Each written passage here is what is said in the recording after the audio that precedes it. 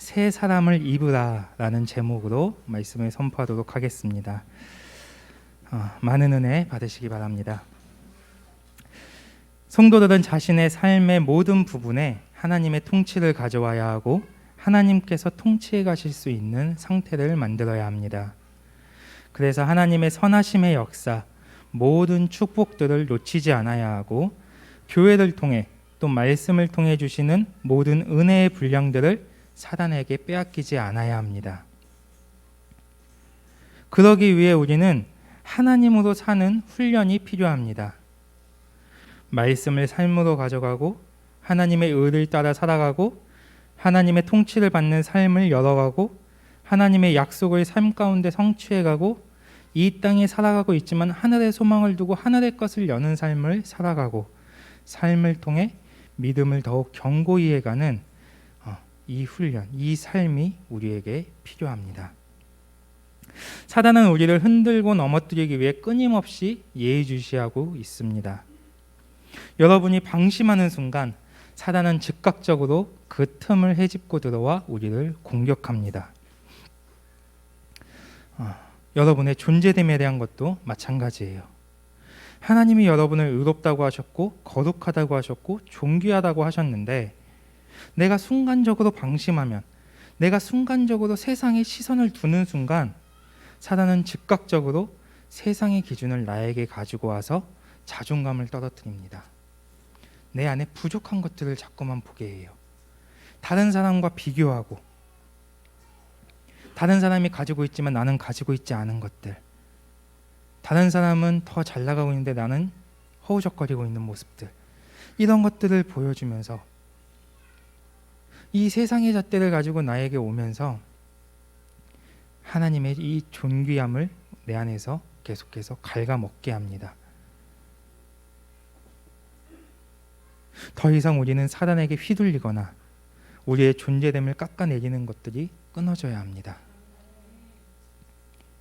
여러분의 생각으로 오는 공격들, 상황을 바라보게 하고 하나님의 약속을 믿지 못하게 하고 부정적인 말들, 이 모든 것들이 전부 하나님의 은혜를 까먹게 하는 것입니다. 하나님의 약속을 믿지 못하게 하는 사단의 공격인 것입니다. 여러분의 삶을 한번 돌아보세요. 내 안에 나의 말이 얼만큼 부정적인가? 얼만큼 믿음이 없는 말을 하고 있는가? 얼만큼 상황을 바라보고 있는가? 이것들을 한번 돌아보시면서 내가 과연 이 말씀과 나의 삶에, 나의 이 말이나 어떤 생각이나 이러한 것들을 자꾸만 비교해 보세요. 이런 것들을 대조해 보면 내가 하나님의 말씀으로 살아가고 있지 않구나. 내가 믿음을 붙잡고 있지 않구나. 하나님을 신뢰하지 않고 있구나 라는 것들을 발견하실 수도 있습니다. 마태복음 15장 11절에 보면 입으로 들어가는 것이 사람을 더럽게 하는 것이 아니라 입에서 나오는 것이 사람을 더럽게 한다고 말씀하고 있어요.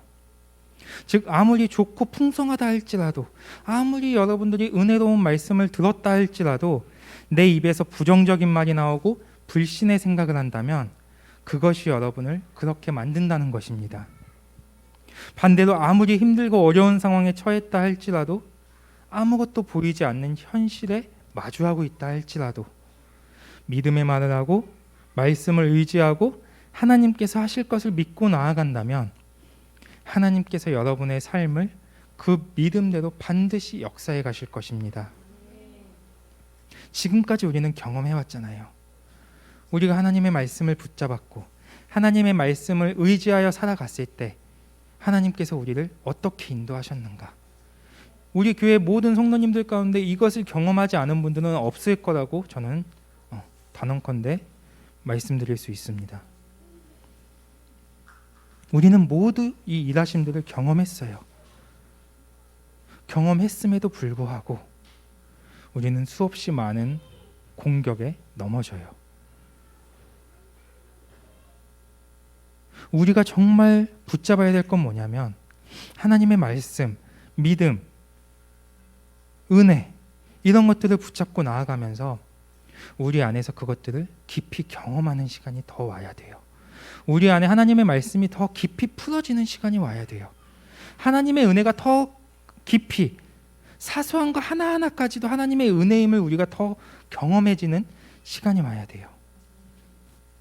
우리의 시선으로 바라봤을 때 믿음이 연약한 자들은 정말 하나님의 크신 은혜를 발견해야 이게 하나님의 은혜구나 라는 걸 깨달아요. 하지만 성장하면 성장할수록, 우리가 말씀으로 살아가면 살아갈수록, 우리가 하나님을 의지하고 믿음으로 살아갈수록 점점 작은 것까지도 이것이 하나님의 은혜였어, 이것이 하나님의 은혜야 라는 것들을 깨닫게 되는 거예요. 아브라함이 하나님의 약속을 믿음으로 말미암아 의롭다함을 얻었고 믿음을 확고히 가져감으로 부활의 믿음에 이르렀던 것과 같이, 다윗이 하나님의 의를 확증하고 하나님의 의의 질서를 따라 살아감으로 모든 상황 속에서 하나님의 통치를 받는 삶을 살아갔던 것과 같이, 우리도 우리의 삶 가운데 하나님을 향한 신뢰와 온전한 믿음으로 나아가야 하고 하나님의 통치와 하나님의 선의 역사를 가져오는 삶을 살아가야 합니다. 오늘 본문은 하나님의 자녀가 하나님을 따라 새롭게 지음받은 존재들로서 사단이 주는 것으로부터 완전히 벗어나 빛의 자녀로서의 열매를 맺는 삶을 살아가기 위해 어떻게 해야 하는지, 무엇을 버려야 하고 무엇을 입어야 하는지, 이것에 대해 말씀해주고 있습니다. 오늘 말씀을 통해 하나님이 주시는 은혜들을 더 이상 사단에게 빼앗기지 않는 존재들이 되시기 바라며, 하나님의 자녀로서 더욱 성숙해지고 온전해지며 선한 열매가 여러분 모두의 삶 가운데 풍성하게 맺혀지는 은혜가 임하기를 주님의 이름으로 축복합니다. 그럼 본론으로 들어가서 17절에, 그러므로 내가 이것을 말하며 주 안에서 증언하노니 이제부터 너희는 이방인이 그 마음에 허망한 것으로 행함같이 행하지 말라.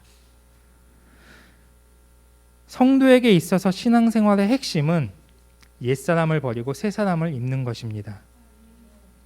우리의 지정의가 하나님의 말씀을 통해 날마다 새사람의 상태로 나아갈 수 있어야 하고, 예수 그리스도의 보혈로 말미암아 죄의 종로로 타던 옛사람의 모습들을 벗어버리고 거룩한 존재, 의의 존재로서 새롭게 되었음을 확증해야 합니다. 또한 내 안에 내주하시는 성령님의 통치를 받음으로 성령의 소욕을 쫓아 살아가고 성령의 임재와 충만함의 상태를 나의 삶 속에 유지해 갈 수 있어야 합니다. 그래서 우리의 말과 행동이 항상 진리를 말하고 축복의 말을 하고 감사와 찬양이 끊이지 않고 믿음을 선택하고 하나님의 뜻에 날마다 순종함으로 따라 움직이면서 하나님의 은혜를 누릴 수 있는 영혼들이 되어야 합니다. 하나님의 은혜, 하나님의 축복, 하나님의 역사, 하나님의 풍성함, 이런 것들을 너무 멀리서 찾으려고 하지 마세요. 저는 날마다 하나님의 은혜로 살아가고 있어요. 너무나 깊이 깨닫고 있고 날마다 발견해요. 날마다 새로워요. 근데 제가 하나님이 저에게 남들과 비교할 수 없는 어마어마한 것들을 주시기 때문에 제가 하나님의 은혜를 여기서 말씀드리고 있는 게 아니에요. 누군가가 그냥 작은 기프티콘 하나만 딱 보내줘도 너무 감사한데? 기프티콘. 어느 날 갑자기 커피가 너무 마시고 싶었는데 누가 갑자기 커피 기프티콘을 딱 하나 보내줘요. 그런 날이 있었거든요. 너무 감사해요. 나의 목마름을 채우시는 하나님. 이게 정말이에요. 누군가에게는 하나님이 감동을 주셔서 나에겐 필요 없는 것을 더 쓸모 있는 목사님에게 라고 생각을 넣어주셔서 주셨겠지만, 저에게는 어떻게 보면 정말 별거 아니다라고 생각할 수도 있는 거지만, 하나님이 저의 삶 가운데, 저의 인생사 가운데 날마다 채우시는구나. 정말 작은 거 하나를 예를 든 거예요. 기프티콘. 근데 저의 삶 속에서는 더 많은 하나님의 일하심이 있고 풍성함이 있고 은혜가 있다는 거예요. 필요할 때 필요한 것들을 채우시는 하나님, 필요하지 않았는데도 채워주시는 하나님, 더 나아가서 필요한 게 채워졌는데도 넘치게 채워주시는 하나님. 고기가 먹고 싶다고 했는데 고기를 먹게 하셨는데 고기만 주시는 하나님. 은혜 아니에요? 고기가 풍성하면 은혜 아니에요? 계란 비싸죠? 저희 집은 계란이 쌓여 있어요. 계란은 매달 넣어주시는 하나님.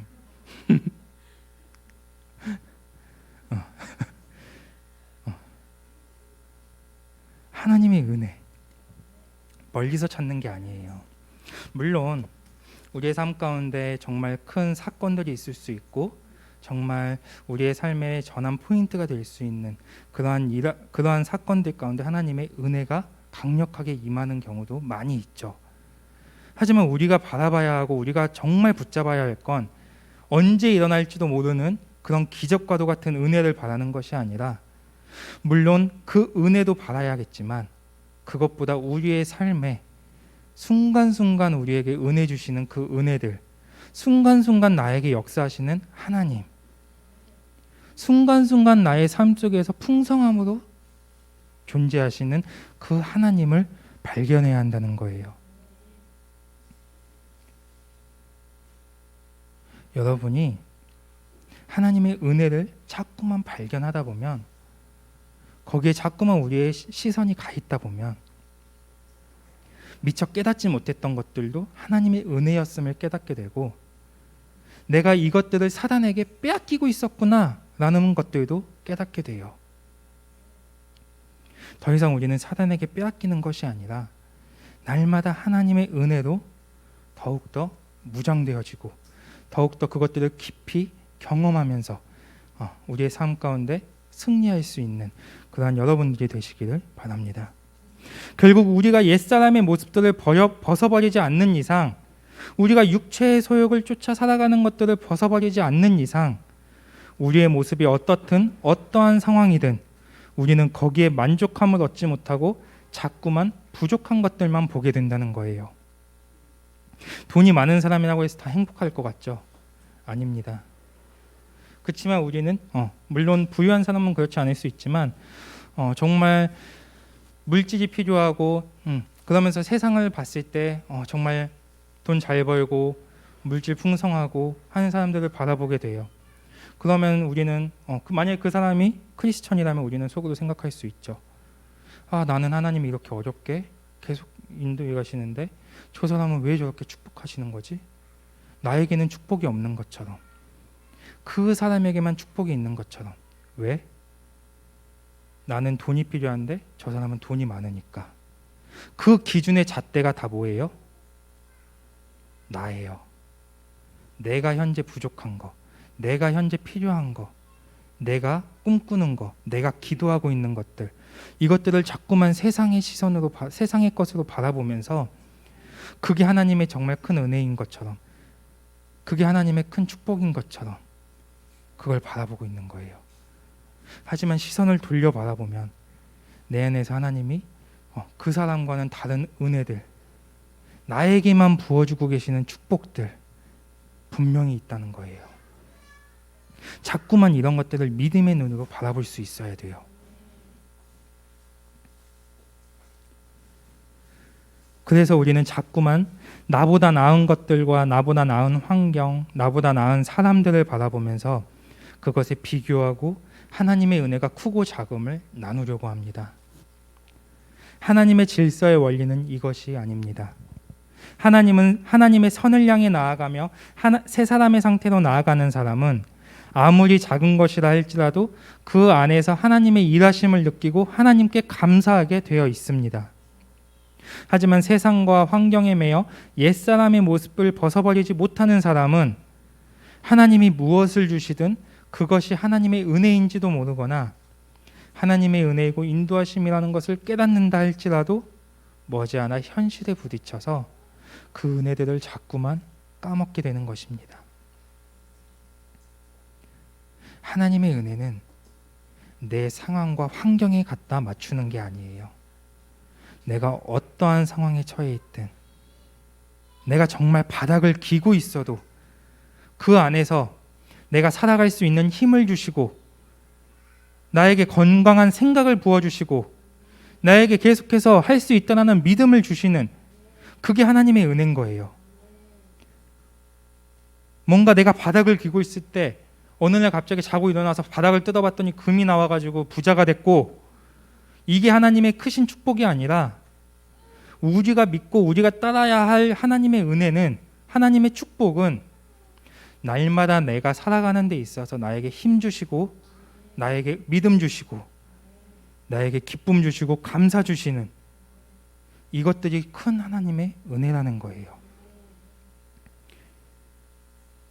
결국 하나님의 은혜를 누리는 것은 각 사람에게 그 은혜의 분량이 크고 작음으로 나뉘는 것이 아니라 나의 상태가 옛사람의 상태인지 새 사람의 상태인지로 결정되는 것입니다. 우리의 말도 마찬가지예요. 옛사람으로 말할 것인가, 새 사람으로 말할 것인가. 우리는 늘 새 사람의 상태에서 새 사람이 말을 할 수 있게 해야 합니다. 다른 사람을 높여줄 줄 알고 다른 사람의 잘됨을 진심으로 축하해 줄 수 있는 긍정적인 말, 칭찬의 말, 격려의 말, 축복의 말들이 우리의 입에서 충만하게 흘러나와야 합니다. 왜냐하면 새 사람의 말은 곧 내 안에서 역사하시는 하나님이 말하게 하시는 것이기 때문입니다. 그래서 우리는 17절과 같이 과거의 습관과 과거의 허망한 것을 따라 살아가던 삶의 방식들을 단절시켜야 합니다.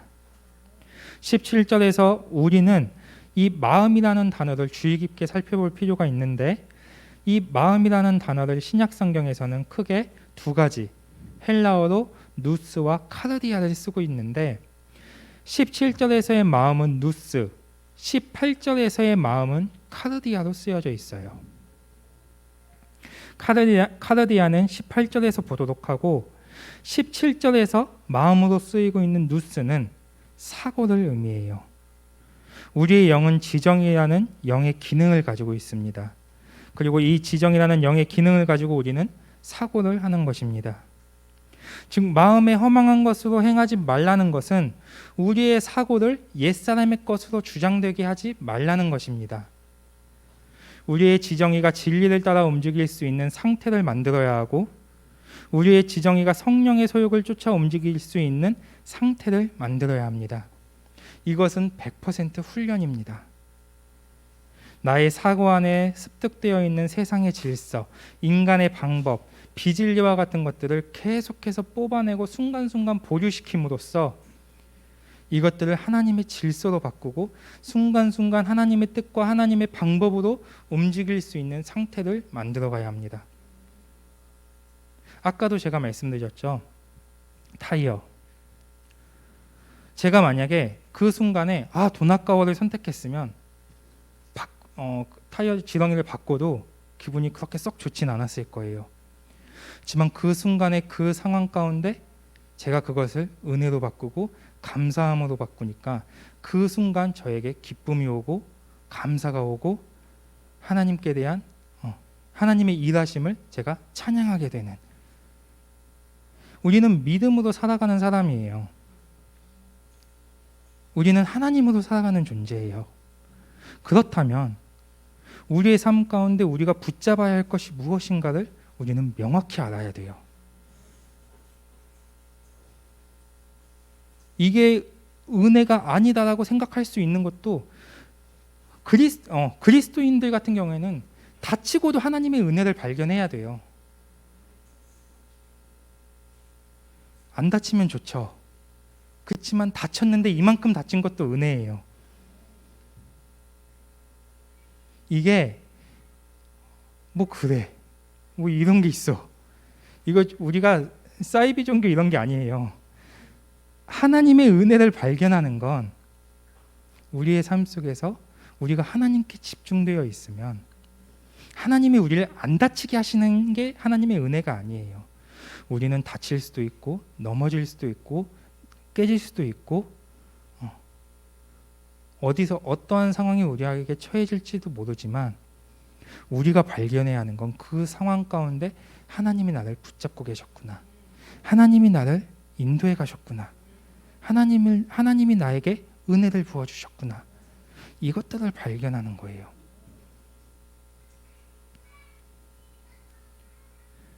새 사람은 진리를 사용하게 되어 있어요. 새 사람은 하나님의 선을 선택하게 되어 있어요. 여러분들의 삶 가운데 악을 선으로 바꿔라. 너무나 많이 들었어요. 악을 선으로 바꾸는 게 뭐야? 내가 불평이 나오고 내 안에서 불만이 나올 수밖에 없는 상황들도 그것들을 하나님의 일하심으로 내가 계속해서 바라보고 그것들을 하나님의 선의 역사로 내가 가져갈 수 있는 것. 여러분들의 믿음이 실질적인 믿음이 돼야 돼요. 그냥 허상적인 믿음이 되면 안 돼요. 선을 악으로 이기래. 선으로 악을 이기래. 믿어줘. 할 수 있을 것 같아. 그렇지만 막상 내 삶에 딱 가서 보면 내가 불평불만하고 있는 것들을 순간적으로 그걸 선으로 바꾸지 못해요. 감사로 바꾸지 못해요.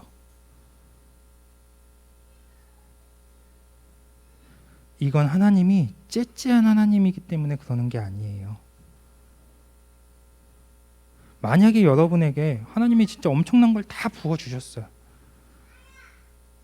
받고 감당하실 자신은 있으세요? 넘어지지 않을 자신은 있으세요? 하나님의 기준에서 봤을 때 우리가 하나님을 붙잡고 믿음을 붙잡고 우리가 계속해서 이 믿음 안에서 신앙생활할 수 있는 것, 하나님 안에 거할 수 있는 상태, 이게 하나님의 기준에선 가장 큰 축복이고 은혜인 거예요. 내가 무엇인가를 받아서 그것 때문에 넘어지고 그것 때문에 내가 깨지게 된다면 안 받는 게 나아요. 차라리.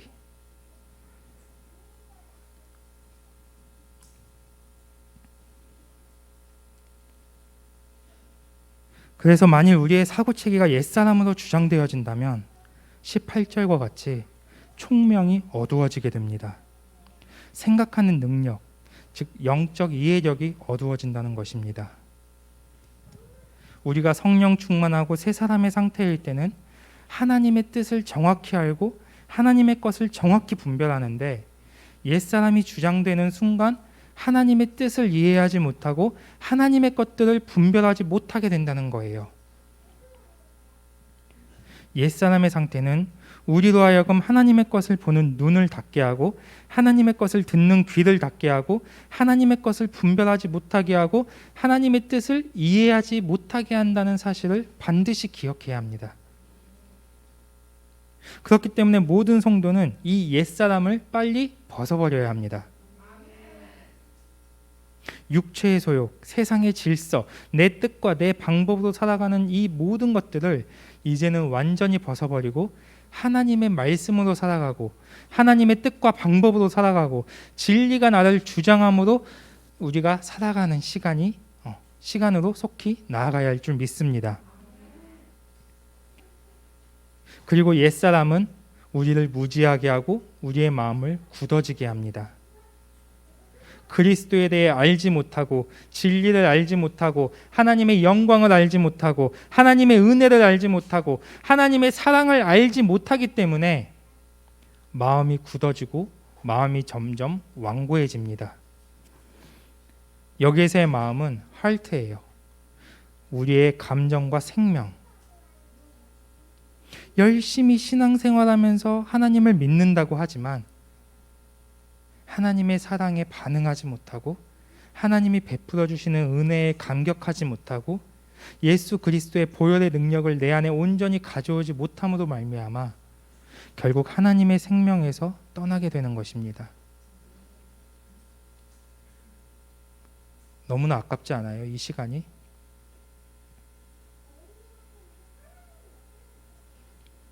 매주 금요철야 주일 하나님께 예배드리는 시간에 하나님께 나오지만 우리가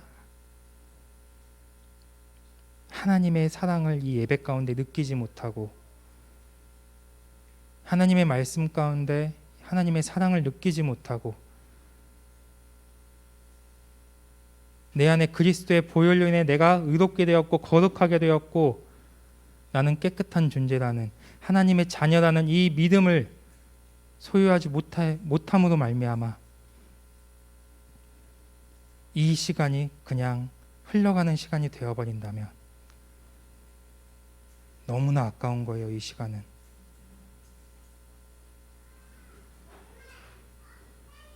우리가 하나님을 붙잡고 하나님을 믿기로 결단했다면 믿음 안으로 깊이 들어오셔야 돼요. 말씀을 더 내 안에 삶 가운데 말씀을 먼저는 1차적으로는 말씀을 듣고 말씀을 먹고 말씀의 이 진리 체계를 내 안에 온전히 세워야 하고 그 진리 체계를 세워서 내 삶에서 그것들을 온전히 풀어나가면서 하나님의 말씀이 내 안에서 역사되고 내 삶에 역사되고 내 삶에서 풀어지고 나를 통해서 나의 옆에 있는 사람들이 풀어져 가는 것들이 느껴지고 그러면서 여러분의 삶에 변화가 있고 하나님의 은혜가 있음을 느끼고 이게 있어야지 하나님을 믿는 맛이 있는 거죠. 말씀 전할 때, 말씀을 들을 때는 뭔가 될 것 같다가 정작 나의 삶에 돌아가서는 아무런 하나님의 일하심이 없는 것을 느끼고 그건 하나님의 일하심이 없었던 게 아니에요. 여러분이 발견을 하지 못하는 거예요. 저희 가정이 지금도 계속해서 변화되어져 가고 있고 성장해 가고 있지만 한순간에 갑자기 마음이 닫혔던 마음들이 싹 오픈돼 가지고 백화점 11시 오픈하듯이 문이 다 열려 가지고 들어가서 막 쇼핑하듯이 우리가 하나님을 붙잡고 하나님의 말씀 안으로 들어가고 했던 게 아니에요. 정말 많은 시행착오가 있었고 많은 시간이 필요했었고 그 시간을 계속해서 우리가 믿음을 붙잡고 말씀을 붙잡고 달려왔기 때문에 지금 이 순간이 이 상황을 우리가 맞이할 수 있게 된 거예요. 여러분이 하나님의 말씀을 듣고 집에서 아무런 변화가 없는 것 같은데 이랬다는 건 내가 아직도 옛사람의 상태를 붙잡고 있는 거예요. 놔야 돼요. 벗어버려야 돼요. 하나님께서 우리 가정을 반드시 회복시킬 거야. 하나님께서 나를 반드시 변화시키실 거야. 하나님께서 반드시 나를 세워가실 거야. 이 믿음이 여러분에게 먼저 와야 하고 이 믿음을 붙잡고 약속을 믿고 여러분들이 계속해서 말씀 가운데 살아가면서 조금씩 서서히 변화되어 가는 것들이 보이는 거예요. 그 가운데는 많은 고통이 있고 어려움이 있고 시련이 있을 수 있어요. 하지만 내가 하나님의 말씀을 붙잡는 한, 내가 이 믿음을 놓치지 않는 한 나는 계속해서 달려가기만 하면 돼요. 그럼 하나님께서 반드시 풀어가실 거예요.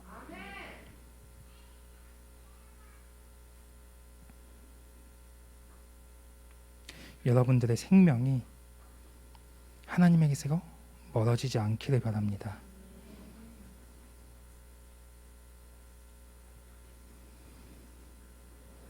(19절에) 또한 이들은 감각 없는 자가 되어 영적으로 무뎌지고 죄와 악에 대해 무감각해지면서 자신들을 방탕에 방임함으로 모든 더러운 것을 욕심으로 행하게 됩니다. 즉 우리의 무지와 굳어짐은 하나님과의 관계, 이 생명의 관계를 깨뜨리고 결국 이것이 점점 무뎌짐으로 인해 육체의 욕구대로 끌려가고 육체의 소욕을 쫓아 살아가게 된다는 것입니다. 그리고 이것의 결말은 모든 더러운 것을 욕심으로 행하게 됩니다. 죄를 짓는 것에 주저함이 없게 된다는 거예요. 모든 성도는 새 사람을 입음으로 말미암아 하나님과의 생명의 교류가 온전히 이루어지도록 해야 합니다. 그래서 우리는 날마다 자신의 영적 상태를 점검할 수 있어야 합니다. 내가 옛사람의 상태에 있는가, 새사람의 상태에 있는가. 그리고 날마다 새사람이 승리함으로 인해 옛사람을 거부하고 자꾸만 나를 새사람이 주장하는 상태로 만들어야 합니다. 자꾸만 상처를 선택하고 불신을 선택하고 부족한 것만 바라보고 내 힘을 의지하여 살아가는 것이 아니라 말씀에 순종하고 진리를 선택하고 주어진 것에 감사하고 있어도 감사하고 없어도 감사하고 이렇게 하나님의 은혜로 살아가는 삶이 열려져야 합니다. 왜냐하면 우리는 20절과 같이 그리스도를 그렇게 배우지 않았기 때문입니다. 우리는 21절과 같이 진리가 그리스도 안에 있는 것처럼 그리스도에게서 듣고 그 안에서 가르침을 받았습니다. 그리스도 안에 진리가 있는 것처럼 예수 그리스도로부터 듣고 배운 영광교회 모든 성도님들은 마땅히 옛사람을 벗어버리고 새사람으로서의 삶을 살아갈 수 있어야 합니다. 마태복음 7장 26절에 나의 이 말을 듣고 행하지 아니하는 자는 그 집을 모래 위에 지은 어리석은 사람이라고 말씀하고 있습니다. 우리의 신앙이, 우리의 믿음이, 우리의 인생사가 반석 위에 지어져 있는지 모래 위에 지어져 있는지 평상시 우리의 삶 속에서는 잘 드러나지 않을 수도 있습니다. 하지만 우리의 삶에 비가 내리고 창수가 나고 바람이 불면, 다시 말해 우리의 삶에 시련이 오고 환난과 고난이 오면 이것은 분명하게 드러나게 되어 있습니다. 사랑하는 성도 여러분, 믿음은 들음에서 나고 들음은 그리스도의 말씀으로 말미암는 것인데 듣고도 행하지 않는 믿음은 헛것이고 그 자체가 죽은 것이라는 사실을 반드시 기억하시기 바랍니다. 우리 모두는 듣고 가르침 받은 것을 행하는 자들이 되어야 합니다. 우리가 입술로만 주님을 믿는다고 하는 것이 아니라 우리가 살아가고 있는 그 삶의 자리에서 듣고 배운 것을 행함으로 드러낼 수 있어야 합니다. 그래서 22절과 같이 유혹의 욕심을 따라 썩어져가는 구습을 따르는 옛사람을 벗어버려야 합니다. 다시 말해 육체의 욕심대로 살아가고 자기 중심으로 살아갔던 모든 생활 방식들을, 이 모든 행실들을 진리를 행함으로, 말씀에 순종함으로, 성령을 의지함으로 모두 벗어버려야 한다는 것입니다. 사단은 우리를 끊임없이 유혹합니다. 그것이 세상이든 물질이든 쾌락이든 탐욕이든 나의 감정의 상태이든 사단은 계속해서 틈을 노리고 우리를 유혹합니다.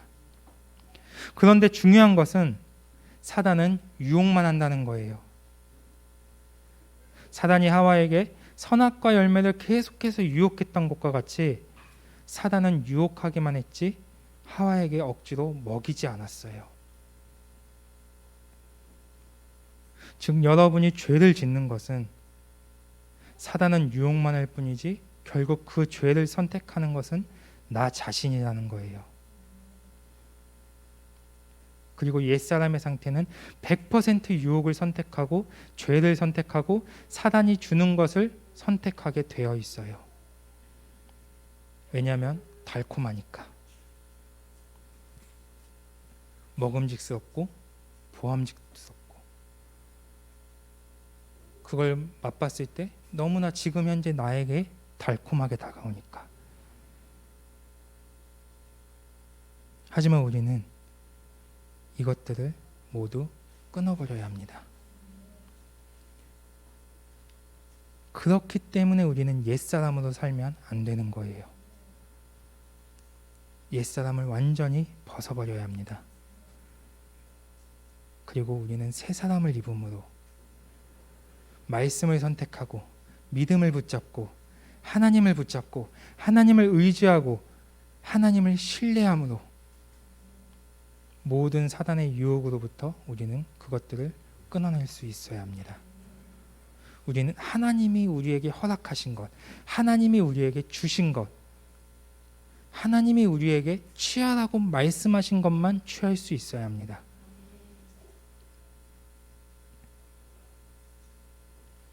그것만 취하기에도 우리의 삶이 부족할 수도 있어요.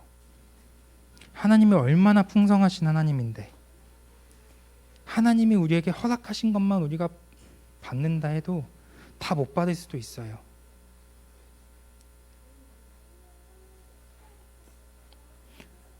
우리는 속히 새 사람을 입음으로 하나님의 것을 계속해서 경험하고 취하고 받고 나아가야 하는 시간이 우리에게 와야 할 줄 믿습니다. 옛사람은 한 번 벗어버렸다고 끝나는 것이 아닙니다. 계속해서 날마다 내 생각을 통해, 내 말을 통해, 내 행동을 통해, 내 습관을 통해 점검해야 합니다.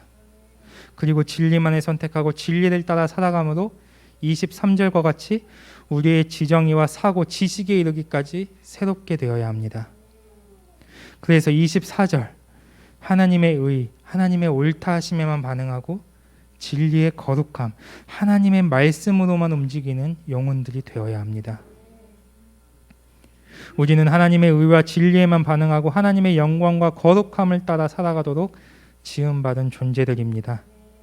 골로새서 3장 10절에 새 사람을 입는다는 것은 자기를 창조하신 이의 형상을 따라 지식에까지 새롭게 하심을 입는 것이라고 말씀하고 있습니다. 즉 여러분의 형상이 날마다 그리스도를 닮아가야 하고 그리스도를 아는 지식이 날마다 더해짐으로 충만해야 한다는 것입니다.